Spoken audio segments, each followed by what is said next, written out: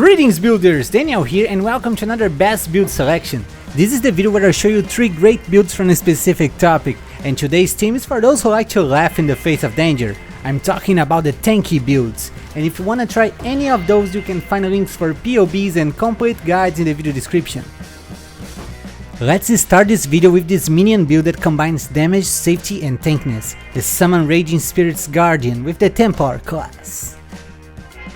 As you know, minion builds are among the best builds out there, and this one in my opinion has the best cost benefit. It's a very simple and safe build for you to complete all content without much investment or effort, awesome for beginners. To list the pros of this build, I would start with how accessible it is. It is super cheap, simple, easy to play, and doesn't need any mandatory unique item. This build is for everyone. It also counts with a great boss damage and survivability.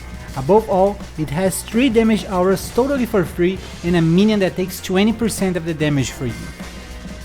Now to list the cons, I'll start saying that Raging Spirits have a short duration and you need to keep resummoning them while clearing maps, which might reduce your speed a little. Other than that, this build also doesn't have access to evasion or reach.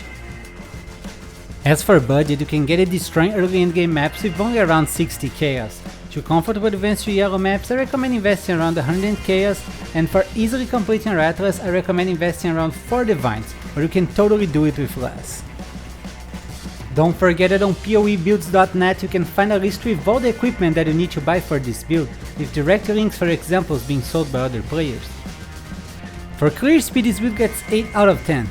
This is because you have to keep resummoning your Raging Spirits, but as you can see, even though this clear speed isn't super fast, it's perfectly fine for you to play and have a good time. The boss damage is great, it's a 9 out of 10. If you apply all the buffs and maintain 20 spirit summon, you will easily reach over 15 million DPS, more than enough to decimate all endgame bosses in seconds. For the survivability, I'll give it 10 out of 10. This is because we're talking about a minion build where you just need to summon them and wait behind while they destroy and tank everything for you. You just need to mind your position. But with this build, even if they manage to reach you, you still have high armor and block chance, resulting in an effective HP of over 140,000. Next, we have the incredible Explosive Arrow Champion with the Duelist class. This build uses the Explosive Arrow skill on ballistas to deliver healed ignites that proliferate on your enemies. To list the pros, I would start with how easy this build is to put together. You only need one mandatory unique item and not many other specific rare items. This one is perfect for starting a new league. This build is also very safe to play because with a totem play style, you just need to wait behind while they turn your enemies into ash. Now to list the cons, I would start saying that this build uses fire damage over time. This means that your boss damage will need a lot of investment to be amazing, but don't worry too much about it. You can easily kill map bosses with a low budget. This build is only not recommended for uber boss farming.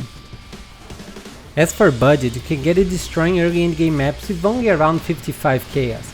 To comfortable advance to yellow maps, you need to invest around 120 chaos, and for easily completing your atlas, I recommend investing around 4 divines, but you can totally do it with less. You only need one mandatory unique item for this build, the Diadian Dawn Belt, which causes your ignites to deal damage a lot faster. This is great for killing bosses. For clear speed, this build gets 8 out of 10. I took 2 points out because of this delay that Explosive Arrow has before exploding and proliferating your ignites. This might feel a little bit clunky, but as you can see, the clear speed is great to farm red maps. The boss damage also gets 8 out of 10. As mentioned before, fire damage over time builds need to invest many divine orbs to have a big single target damage, but this one, even on a low budget, will be able to farm red map bosses without any issue. For this survivability, I'll give it 10 out of 10. This is because we're talking about a totem build where you just need to summon them and wait behind while they destroy and tank everything for you. You just need to mind your position. And above all of that, this build also counts with high armor, evasion and spell suppression. Finally, we have the ultimate tanky boy, the Boneshatter Juggernaut of the Marauder class. This build is perfect for the melee enthusiasts out there. Boneshatter hits enemies so hard that it hurts your own character, accumulating trauma stats. For each trauma, you're going to deal and take more damage. That's why it's important to gather both attack speed and armor to stack many traumas and sustain their damage. To list the pros of this build, I would start with its survivability. Even though you deal damage to yourself, this build has so much armor that you won't feel a thing.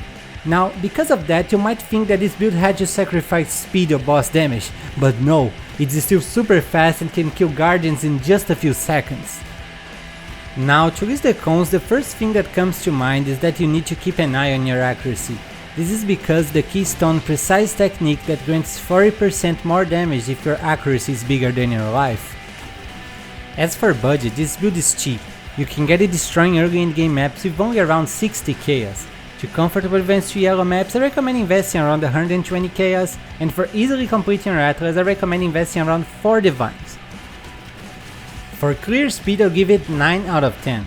Boneshatter also creates a big pulse of damage when stunning enemies. That means that a single blow can kill an entire pack of monsters. Other than that, you stack a lot of attack speed that causes your leaps land to almost teleport you through the map. The boss damage is also great and deserves 9 out of 10. Using Berserker on bosses causes you to accumulate a lot of trauma stacks and deal huge amounts of damage. For the survivability, this build is surely a 10 out of 10.